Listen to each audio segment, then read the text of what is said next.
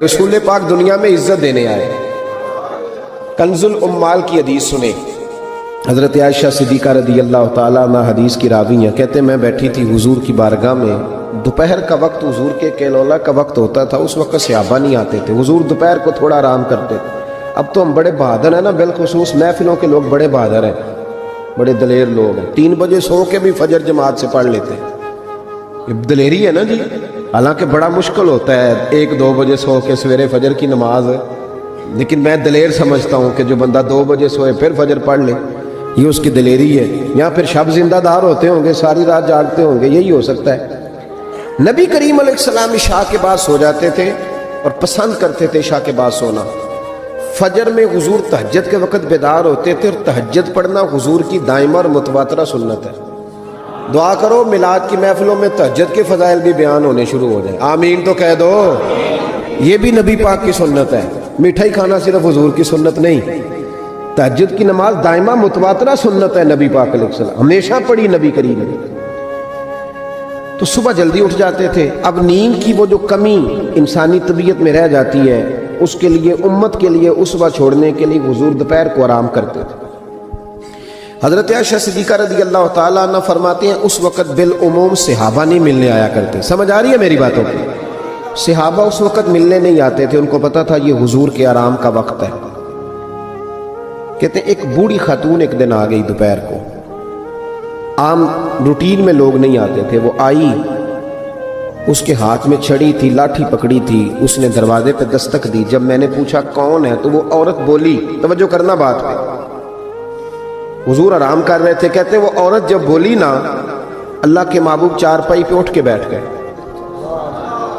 اس کی آواز کانوں سے ٹکرائی، حضور اٹھ کے بیٹھ گئے۔ دروازہ کھولا، وہ خاتون اندر آئی تو بڑی دنیا آتی تھی، پر جس انداز میں نبی پاک نے اس کا استقبال کیا ایسا کم ہوتا تھا۔ حضور کھڑے ہو گئے، پھر محبوب پاک نے بٹھایا، پھر حضور علیہ السلام کی میں آنکھوں کا حسن اور روشنی دیکھ کے اندازہ کر رہی تھی کہ اس کے آنے سے حضور بڑے ہی زیادہ خوش ہیں، نبی پاک بڑے خوش ہیں۔ اللہ کے محبوب نے کھجوریں دی، سرکہ دیا، دیر تک حضور ان کی باتیں سنتے رہے۔ حضرت عائشہ صدیقہ کہتی ہے محب ہو کے محبوب نے، کنز العمال میں حدیث موجود ہے، محب ہو کے محبوب نے باتیں سنی، تسلی سے باتیں سنی، خوش ہو کے سنی۔ 2 قسم کے مہمان آتے ہیں نا، ایک مہمان فون کرتا ہے تو بندہ کہتا ہے میں کوئی نہیں گھر پھر کبھی آنا، اور ایک مہمان ایسا ہوتا ہے جسے بندہ کہتا ہے اتنی بھی جلدی کیا ہے، ذرا ٹھہر جائیے، تھوڑا رک جاؤ، چائے بن رہی ہے۔ کس میں ہوتی ہے مہمانوں کی؟ کچھ مہمانوں سے دل لگا ہوتا ہے، دل کرتا ہے بیٹھے رہے، ذرا تھوڑا اور بیٹھے، یار تو نہ جایا کر، تو بیٹھا رہا کر۔ ہوتے ہیں کچھ لوگ۔ دیر تک نبی کریم علیہ السلام نے بات سنی، اور کیا بات ہے، جناب عائشہ صدیقہ کہتی ہیں دل حضور کا لگا، میں نے دیکھا تو میں بڑی مطمئن تھی۔ اس خاتون نے کہا کہ اب میں نے جانا ہے۔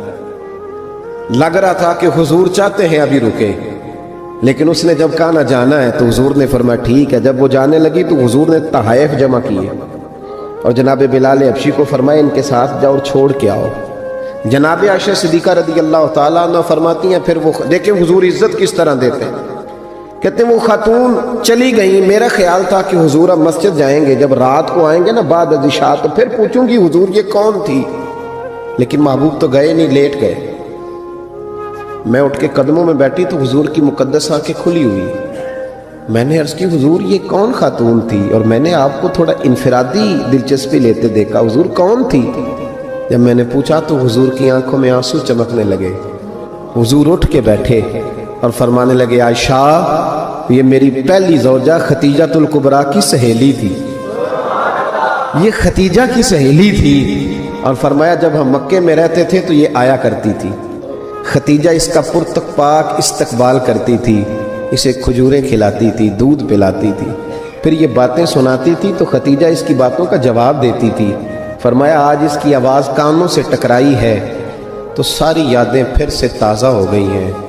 فرمایا میں نے اس کے ساتھ وہی سلوک کرنا چاہا ہے جو فاطمہ کی اماں کرتی تھی، میں نے وہی عزت دینی چاہیے ہے جو وہ دیتی تھی۔ اور حدیث کا آخری جملہ اتنا شاندار ہے کہ اس جملے کو یاد کر لیں تو دستور بن جائے ہمارے لیے۔ محبوب نے فرمایا عائشہ حسن العہد من الایمان، تعلق اچھے طریقے سے نبھانا یہ بھی ایمان کا حصہ ہے۔ حسن العہد من الایمان، اچھے طریقے سے تعلقات نبھانا، وعدے نبھانا، عہد نبھانا، یہ بھی ایمان کا حصہ ہے۔ بھائیو، حضور نے عزت دی، نبی کریم نے وقار دیا، حضور ہر آنے والے کو عزت دیتے، احترام کرتے۔ ہمارے ہاں نا ایک بات چلتی ہے، میری طرح جو لوگ پیر کہلانے لگتے ہیں یا مولوی کہلاؤں، ان کا ایک بات چلتی ہے، کہتے ہیں میں کیسے جاؤں، میں تو کنواں ہوں، تو پیاسے خود آئیں، میں خود جاؤں جا کے کسی کو۔ ہمارے ہاں اب اشتہار چھپتے ہیں، دروازہ دستک دے کے کوئی دعوت نہیں دیتا کہ آج محفل ہے آ جانا، یہ رواج نہیں ہے ہمارا۔ حالانکہ اشتہار چھپانا تو بدعت ہے، چلو بدعت حسنہ کر لیں۔ یہ الگ بات ہے کہ اس والی بدعت پر مولوی کوئی نہیں بولے گا، چونکہ سب کے نام لکھے ہوتے ہیں نا، ان کے بھی لکھے ہوتے ہیں، لہذا اس بدعت کا ذکر نہیں کرتے۔ حالانکہ حضور کے زمانے میں اشتہار، صحیح بات کہہ رہا ہوں، اس کا نام نہیں لیں گے، چونکہ ان کا بھی موٹا کر کے لکھا ہوتا ہے نا اشتہار پہ نام، تو فائدہ ہے، اس کا ذکر نہیں کریں گے۔ اشتہار چھاپنا تو بدعت ہے، چلے بدعت حسنہ صحیح، دروازے پہ جا کے دین کا پیغام دینا یہ تو حضور کی سنت ہے، لیکن وہ شان میں کمی آتی ہے نا، وہ کیسے کو جائے؟ کہتے ہیں جی ہم جناب کنویں ہیں تو پیاسے خود آئیں، تو نبی پاک نے تو یہ فلسفہ نہیں بیان کیا، حضور تو طائف چلے گئے تھے، حضور تو تبوک چلے گئے تھے، نبی پاک سے بڑا کنواں بھی کوئی ہو سکتا ہے؟ اے ساقی تیری خیر تیرے میں کدے کی خیر، ایسی پلا کہ جس کا نشہ عمر بھر رہے، ایسا بھی کنواں کوئی ہو سکتا ہے؟ لیکن موج ہے نا ہماری، ہم ان باتوں میں اڑ گئے۔ اس کا نقصان یہ ہوا ہے کہ وہ جس کا شوق ہوتا ہے وہ تو آ جاتا ہے، لیکن سب کا شوق نہیں ہوتا، کچھ کا شوق بنانا بھی پڑتا ہے، اس کے دروازے پہ جانا بھی پڑتا ہے۔ تو نبی رحمت سید عالم صلی اللہ تعالی علیہ وآلہ وسلم لوگوں کو عزت دیتے، حضور وقار دیتے، آنے والے کا اکرام کرتے۔